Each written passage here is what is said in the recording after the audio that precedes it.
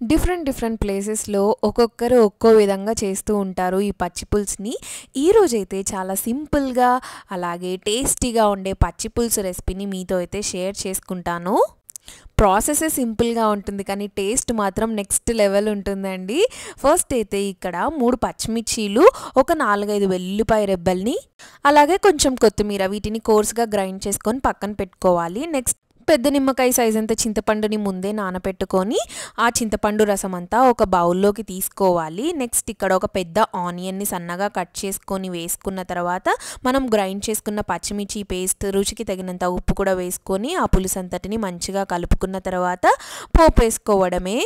పులుపు అనేది బ్యాలెన్స్ అవ్వడం కోసం సరిపడినంత వాటర్ కూడా వేసేసుకొని స్టవ్ ఆఫ్ చేసుకున్నామంటే టేస్టీగా పచ్చి పులుసు అయితే రెడీ అయిపోతుంది. పచ్చి పులుసు అనగానే మనకి గుర్తొచ్చే కాంబినేషన్ ముద్దపప్పు పచ్చి పులుసు కదా.